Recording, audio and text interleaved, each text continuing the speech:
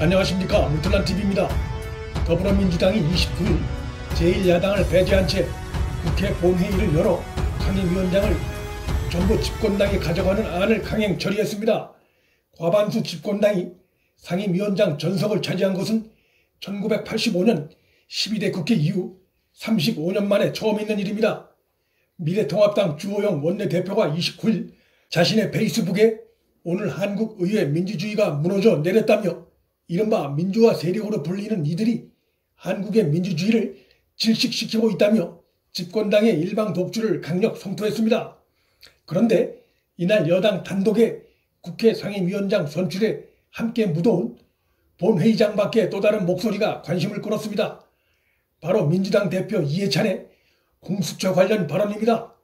이해찬은 미래통합당이 공수처장 추천위원을 기한 내 추천하지 않을 경우 법을 고쳐서라도 공수처를 기한 내 출범시키겠다는 듣는 귀가 의심스러운 강경 발언을 했습니다. 공수처를 기한 내 출범시켜달라는 대통령 문재인의 요청에 화답한 것으로 보이는데, 이해찬의 이 발언은 기존에 여당 백혜련 의원이 국회에 제출한 공수처장 관련 규칙안과는 성격이 다른 내용입니다. 백혜련 안은 제1야당이 공수처 추천위원을 기한 내 추천하지 않을 경우 국회의장이 다른 교섭단체를 지정해 추천할 수 있도록 한다는 내용인데, 그러나 백혜련 측도 언급했듯이 이 안은 교섭단체 자격을 가진 야당이 2개 이상일 경우를 상정한 것이라고 한다면 현재 교섭단체 자격을 가진 야당이 미래통합당 한 곳인 상황에서 미래통합당이 추천을 거부한다고 해서 국회의장이 추천을 의뢰할 다른 교섭단체가 존재하지 않는 상황이기 때문에 공수처 출범 강행을 위한 실효적인 방안이 되긴 어렵습니다. 백혜련 안을 글자 그대로 해석을 해서 국회의장이 다른 교섭단체를 지명할 수 있다는 문구를 여당에 또다시 추천권을 준다고 해석하는 것은 법상식에도 맞지 않고 독재 국가에서나 가능한 발상입니다.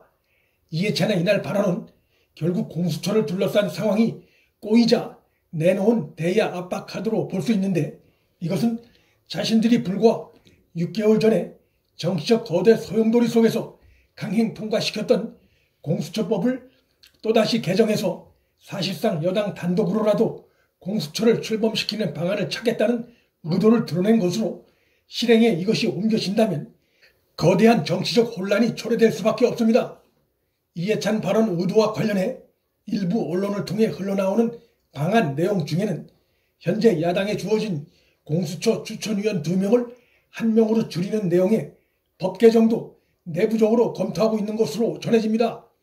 이렇게 될 경우 정치 권력으로부터의 독립이라고 하는 공수처의 핵심 가치는 무너질 수밖에 없고, 그 경우 공수처는 감사원과 비슷한 수준의 또 하나의 정부기구라는 평가가 내려질 것입니다.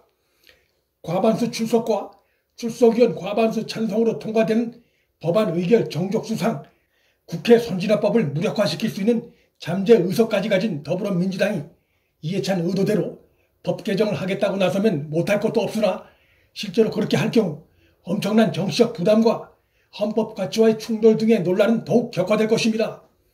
제1야당을 배제한 채 법을 일방 통과시킨 지가 불과 6개월 전인데 그 법이 시행도 되기 전에 제1야당이 걸림돌이 된다고 해서 또다시 일방적으로 법 개정에 나서는 것은 의회 독재를 선포하는 것이나 다름없습니다. 민주당이 지난 4.15 총선에서 대승을 거뒀음에도 당시 당 지도부들의 얼굴에서 웃음기가 사라진 표정의 사진이 인터넷에서 크게 화제가 된 바 있는데, 그 이유를 놓고 여러 해석들이 나왔지만 이제 그 진짜 이유가 드러났다고 할 수 있습니다.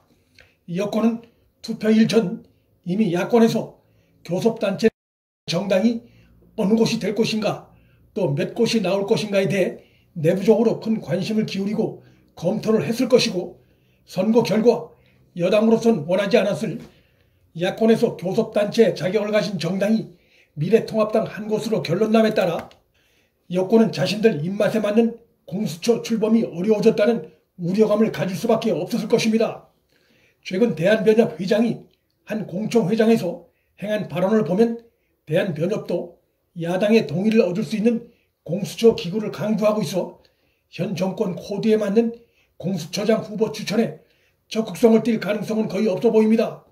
이해찬의 발언은 이러한 공수처 출범을 둘러싼 전반적인 상황에 대한 청와대를 포함한 여권의 우려를 반영한 것으로 볼 수 있습니다.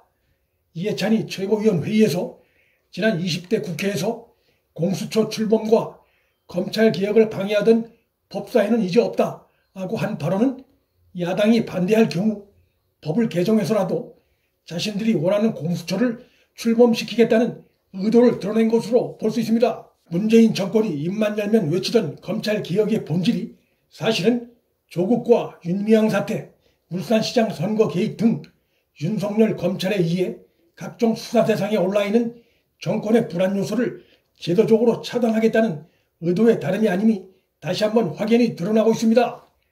집권당의 노림수에 말려들지 않기 위해 야당의 현명한 강원 전략이 그 어느 때보다 중요한 시기라 할 수 있습니다. 그러나 야당의 저지 노력에도 불구하고 집권 세력이 끝내 시행도 되지 않은 공수처법을 또다시 단독 개정한다면 한국의 민주화의 역사는 그 이전과 이후로 다시 나뉠 것이고 그에 대한 책임은 전적으로 현 정권이 져야 할 것입니다. 문틀란TV 여기서 마칩니다. 구독과 좋아요, 알림 설정은 방송 제작에 큰 힘이 됩니다. 시청해 주셔서 감사합니다.